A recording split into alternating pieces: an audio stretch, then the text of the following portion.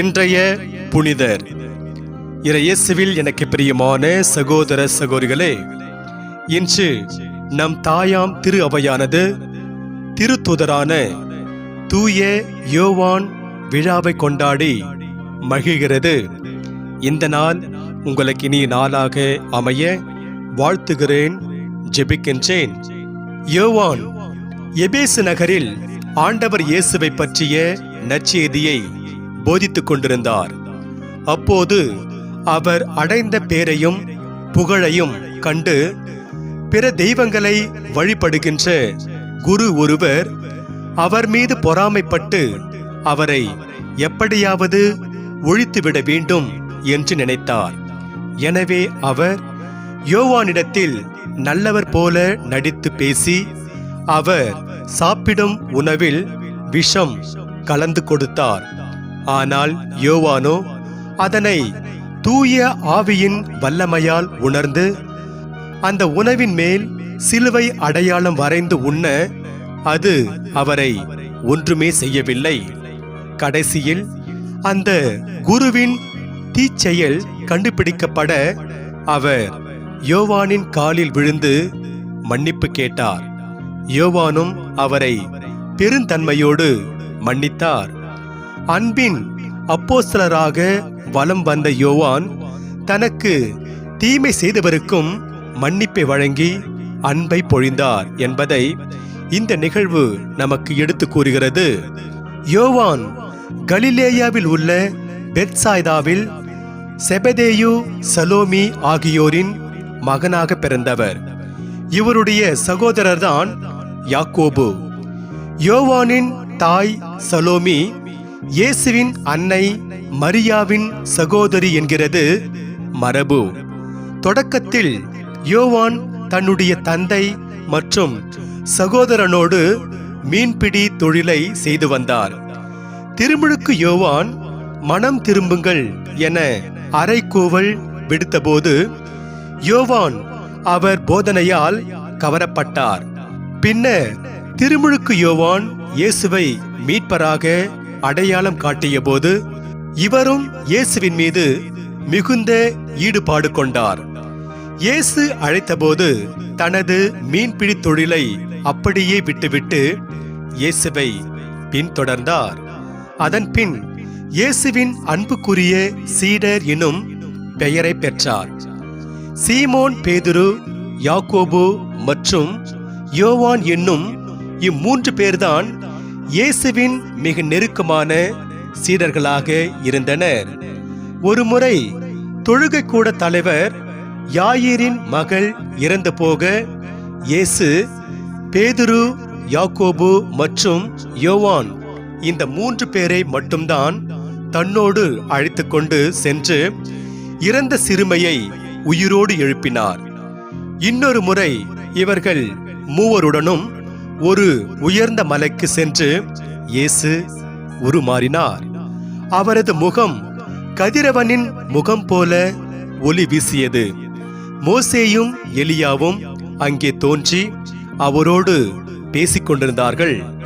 இயேசுவின் இறப்புக்கு முந்தைய நாள் இரவில் அவர் விண்ணக தந்தையிடம் இறைவேண்டலில் ஈடுபட்ட போதும் இதே மூன்று பேரும் கூட்டணையைத்தான் அவர் தன்னுடன் வைத்திருந்தார்.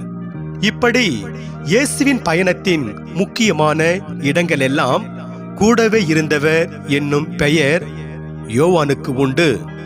இன்னொரு சமயம் யோவானும் யாக்கோபும், நீர் அரியணையில் இருக்கும்போது எங்களை உமது இரு பக்கமும் அமர வையுங்கள் என்று கேட்டார்கள். இயேசுவோ அது தனது தந்தையின் விருப்பப்படி நடக்கும் என்றார். இயேசுவின் பணி வாழ்வில் கூடவே நடந்த யோவான் இயேசு சிலுவையில் தொங்கிக் கொண்டிருக்கையிலும் அங்கே நிற்கிறார். இயேசுவின் சீடர் என அடையாளப்படுத்திக் கொண்டால் படுகொலை செய்யப்படவும் வாய்ப்பு உண்டு. ஆனாலும் யோவான் பயப்படாமல் சிலுவை அருகே நின்றார். இயேசுவின் மீது தனக்கு இருந்த அன்பை வெளிப்படுத்தினார். எனவேதான் பின்னர் அன்பில் அச்சத்திற்கு இடமில்லை, மாறாக நிறை அன்பு அச்சத்தை அகற்றிவிடும் என தனது நூலில் எழுதினார். இயேசு தனது அன்னையை இவருடைய பொறுப்பில்தான் விட்டு சென்றார். இயேசு இறந்த பின் யோவானும் பேதுருவும் மீண்டும் மீன்பிடிக்க தொழிலுக்கு திரும்பினர். ஒரு நாள் இரவு முழுவதும் வலை வீசியும் எந்த மீனும் கிடைக்கவில்லை. காலையில் இயேசு கரையில் தோன்றி நின்று வலப்புறமாக வலையை வீசுங்கள் என்றார். மீன்கள் ஏராளமாய் சிக்கின. இயேசுவை அடையாளம் கண்டு கொண்ட யோவான் பரவசத்துடன் படகிலிருந்து குதித்து ஓடி வந்தார். பெந்தகோஸ்தே நாளில் தூய ஆவியானவரின் வருகைக்கு பிறகு இடி முழக்கமாய் இருந்த யோவான் மென்மையாகவும் தெளிவாகவும் பணியாற்றும் திருத்தூதராக உருமாறினார். கிறிஸ்துவம் வளர முக்கிய பங்காற்றினார். எபேசு நகரில் பணியாற்றினார். சின்ன ஆசியாவில் இருந்த 7 திருச்சபைகளும் இவரது கண்காணிப்பில் கீழ் இருந்தது. இவர் திருச்சபையின் தூண்களில் ஒருவர் என இவரை பற்றி பவுல் குறிப்பிடுகிறார். திருவிவிலியத்தில் உள்ள யோவான் நற்செய்தி, யோவான் 1, 2, 3 நூல்கள் மற்றும் திருவெளிப்பாடு போன்றவை இவர் எழுதிய நூல்கள்தான். திருவிவிலியத்தில் இடம்பெறாத பாரம்பரிய தகவல்களின் அடிப்படையில் இவர் ரோம பேரரசர் டொமிசியன் காலத்தில் பெரும் துன்புறுத்தலுக்கு ஆளானார். கொதிக்கும் எண்ணெய் தொட்டியில் வீசப்பட்டார். ஆனாலும் இறைவன் அவரை காப்பாற்றினார். பத்மு தீவில் சிறைவாசம் பெற்றார். அங்கிருக்கும் போதுதான் திருவிவிலியத்தின் மிக முக்கியமான நூல்களின் ஒன்றான திருவெளிப்பாடு நூலை எழுதினார். பின்பு பேரரசர் நெர்வா காலத்தில் விடுதலையானார். தொடர்ந்து இறைப்பணி செய்தார்.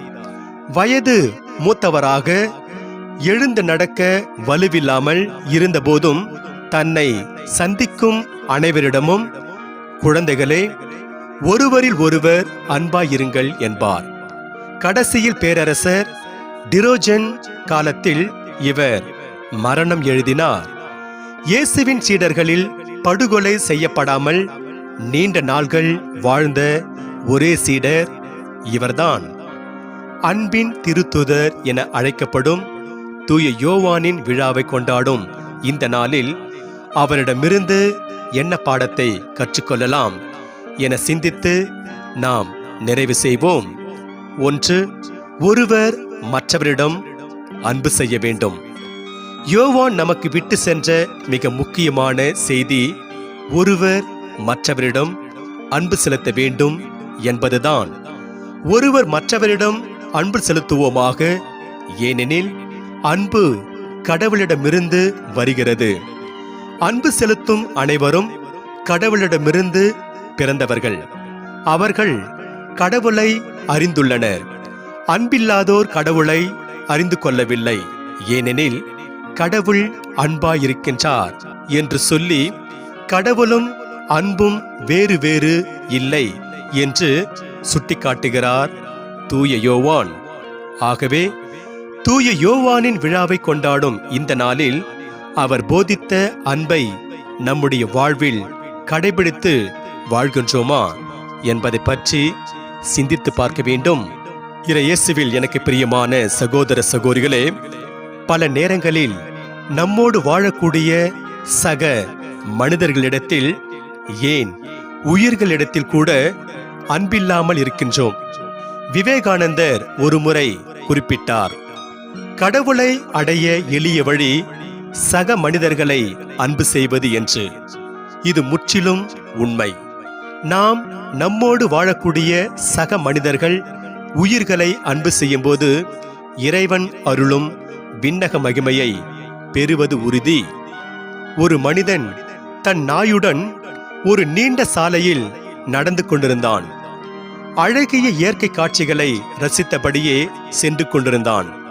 அப்போது திடீரென அவன் உணர்ந்தான், தான் இறந்து விட்டோம் என்பதை. தன் இறப்பும் அதற்கு முன்பே நிகழ்ந்த அவன் நாயின் இறப்பும் அவனுக்கு நினைவு வந்தது. அந்த சாலை எங்கு போகிறதோ என சிந்தித்தான். கொஞ்சம் தூரம் சென்றதும் சாலையின் ஒரு பக்கத்தில் உயரமான சலவை கல்லாலான மதிர் சுவரை கண்டான். சிறிது தூரத்தில் மலை மேல் அந்த மதிர் சுவரின் அழகிய நுழைவாயில் ஒன்றை பார்த்தான்.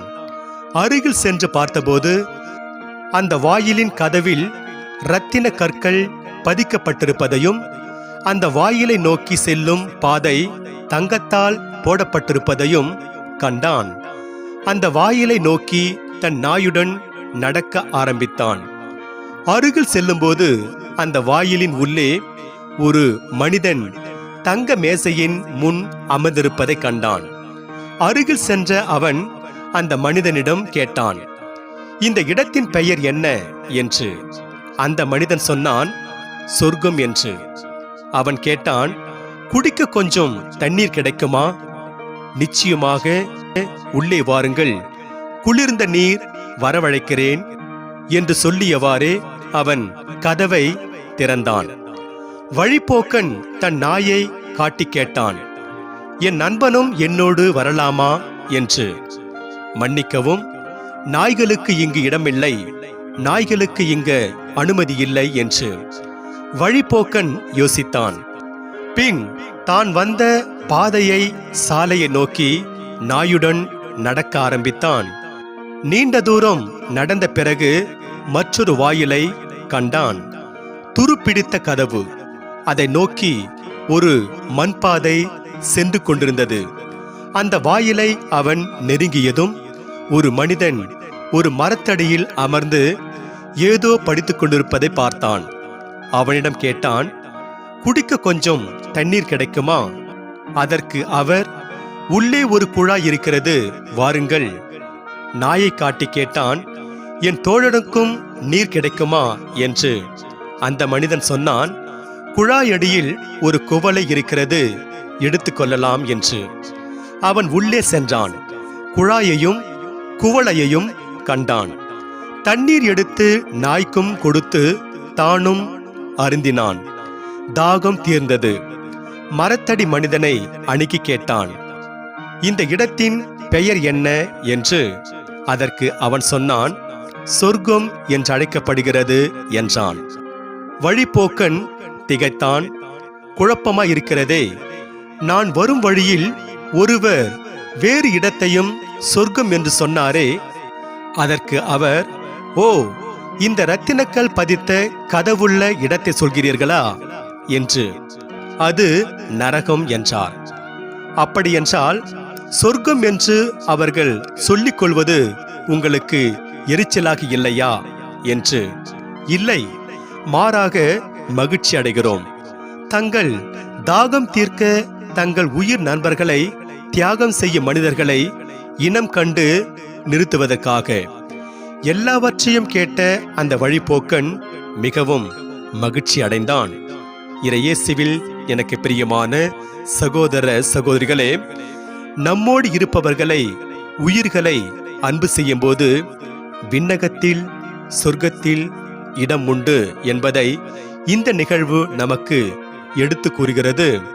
ஆகவே தூய யோவானின் விழாவை கொண்டாடும் இந்த நாளில் ஒருவர் மற்றவரை அன்பு செய்ய கற்றுக்கொள்வோம். அதன் வழியாக இறையருளை நிறைவாக பெறுவோம். இறைவன் உங்கள் அனைவரையும் நிறைவாக ஆசீர்வதிப்பாராக. ஆமென்.